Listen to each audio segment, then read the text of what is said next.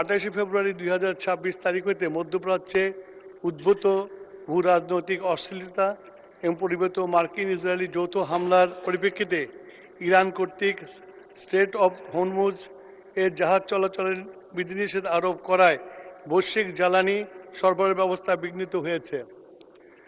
ফলে আন্তর্জাতিক বাজারে জ্বালানি তেলের মূল্য, প্রিমিয়াম ও ফ্রেট রেটের অস্বাভাবিক অস্থিরতা দেখা দিয়েছে।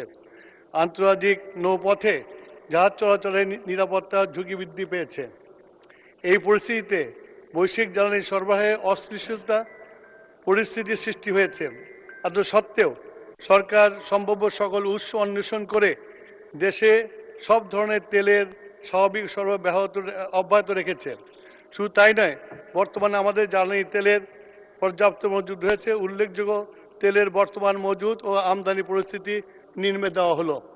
ডিজেল মজুদ 1,64,644 মেট্রিক টন এবং 1,38,000 মেট্রিক টন 30 এপ্রিলের মধ্যে আসবে।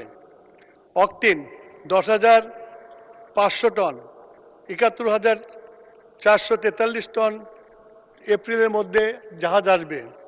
পেট্রোল 16,000 টন, 36,000 টন আপনার এপ্রিলের মধ্যে আসবে। মধ্যবর্তী সংকটের ফলে বিশ্বের অন্যান্য অঞ্চলের মতো দক্ষিণ এশিয়ার প্রায় সব দেশেই জ্বালানি তেলের সংকট মোকাবেলা করতে হিমশিম খাচ্ছে।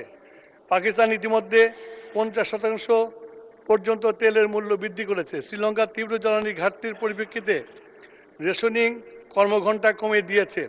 ভারত, আফগানিস্তান, ভুটান, মালদ্বীপ, নেপাল ইতিমধ্যে জ্বালানি তেলের মূল্য বৃদ্ধি করেছে। অর্থাৎ একমাত্র বাংলাদেশই জ্বালানি তেলের মূল্য অপ্রবৃত্ত রেখেছে। বিশ্বব্যাপী জ্বালানি তেলের মূল্য অস্বাভাবিক হারে বৃদ্ধি পেলেও দেশের শিল্প উৎপাদন, কৃষি কার্যক্রম ও সাধারণ মানুষের জীবনযাত্রার কথা বিবেচনায় রেখে সরকার এপ্রিল মাসে জ্বালানি তেলের মূল্য অপরিবর্তিত রেখেছে। কৃষকদের ডিজেল প্রাপ্তি নিশ্চিত করতে সেচ কার্ডের ন্যায় কৃষি কার্ড প্রদানের বিষয়ে জেলা প্রশাসকদেরকে নির্দেশ প্রদান করা হয়েছে।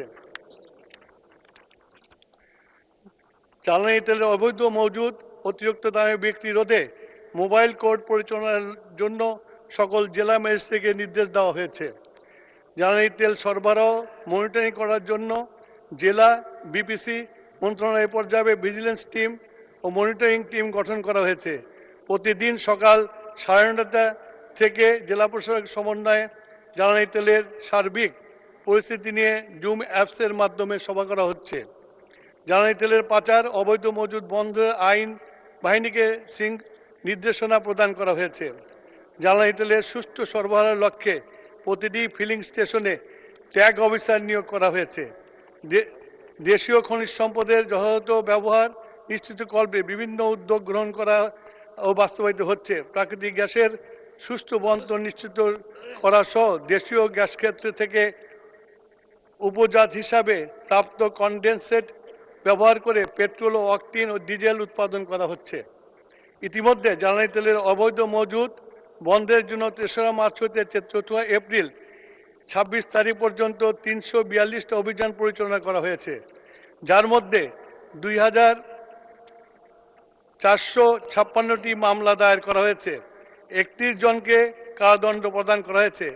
এই সকল অভিযানে মোট 1,25,39,39 টাকার অর্থদণ্ড আদায় করা হয়েছে এবং 40,48,456 লিটার জ্বালানি তেল উদ্ধার করা হয়েছে। তার মধ্যে diesel 3,33,157 litre, octane 36,405 litre, petrol 78,894 litre উদ্ধার করা হয়েছে।